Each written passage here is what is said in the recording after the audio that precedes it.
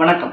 தமிழ்நாட்டிலே சட்ட ஒழுங்கு, பெண்களுக்கு பாதுகாப்பு இல்லாதது, கல்வியுடைய அவலம், கல்வி மாணவருடைய வாழ்க்கைகளை விளையாடுவது அப்படின்னு எவ்வளவு விஷயங்கள் இந்த திமுகவுடைய ஆட்சி காலத்தில் சொல்லக்கூடாத, பொறுத்து கொள்ள முடியாத அக்கிரமங்கள்.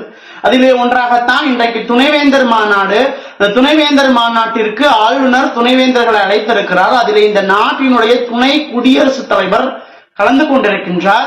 அப்போ ஒரு முதல்வருக்கு என்ன அதிகாரம் இருக்கிறது? துணைவேந்தர்களை நியமனம் செய்யும் அதிகாரத்தை தான் அரசு கொடுத்திருக்கிறது. துணைவேந்தர்களை நிர்வகிக்கும் அதிபராக வேந்தர் தான் இருக்க வேண்டும். அப்படி ஒரு வேந்தராக இருக்கக்கூடிய ஆளுநர் துணைவேந்தர்களை தன்னுடைய மாநாட்டிற்கு வாருங்கள் என்று அழைத்திருக்கிறார். இந்த நாட்டிலே கல்வி நிலையை மாற்ற வேண்டும், தமிழகத்திலே கல்வியை ஒரு உச்சபட்ச நிலைக்கு கொண்டு செல்ல வேண்டும், கல்வி தீர்மானங்களை எடுப்பதற்கான முதன்மை மாநாடாக இருக்கக்கூடியது. முக்கிய கல்வியாளர்கள் கலந்து கொள்ள வேண்டிய அந்த மாநாட்டிலே இன்றைக்கு துணைவேந்தர்கள் எல்லோரும் ஆளும் கட்சியினுடைய மிரட்டலினால், காவல்துறையினுடைய மிரட்டலினால் துணைவேந்தர் மாநாட்டில் கலந்து கொள்ளாமல் புறக்கணித்திருக்கிறார்கள் பெரும்பான்மையானவர்கள். அப்படி இந்த அரசு எங்கெங்கு விளையாட வேண்டும், யார் யாருடைய இடத்திலே விளையாட வேண்டும் என்று தெரியாமல் ஆளுநருக்கும் தன்னுடைய அரசியல் கட்சிக்கும் இருக்கக்கூடிய பிரச்சனையை வைத்துக் கொண்டு ஒரு பொதுவான நிகழ்ச்சி, அந்த நிகழ்ச்சிக்கு துணைவேந்தர்களை போகக்கூடாது என்று காவல்துறையின் வழியாக மிரட்டுகிறார்கள்.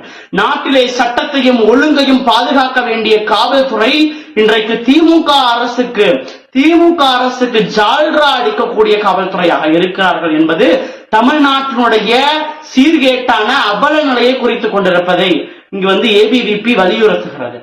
ஆக திமுக அரசை திரும்பி ஏபிவிபி கண்டிப்பது என்ன அப்படின்னா, கல்வியாளர்களுடைய விஷயங்களில், மாணவர்களுடைய வாழ்க்கைகளில், நாட்டினுடைய கல்வி விவகாரங்களில் திமுக அரசு தலையிடக்கூடாது.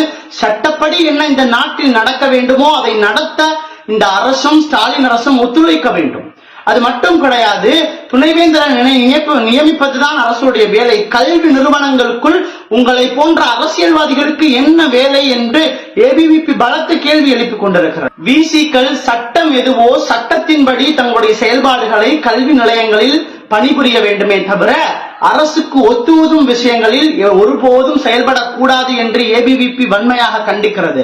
காவல்துறையுடைய வேலை என்ன? மக்களுடைய பாதுகாப்பை, கல்வியாளர்களிலே கல்விக்கூடமுடைய பாதுகாப்பை உறுதி செய்ய வேண்டிய காவல்துறை மாநாட்டிற்கு போகக்கூடாது என்று மிரட்டுவது தமிழ்நாட்டினுடைய அவல நிலையை குறிக்கிறது, தமிழ்நாட்டினுடைய அழிவு காலத்தை குறிக்கிறது என்பதை ஏபிவிபி சொல்லிக் கொள்கிறது.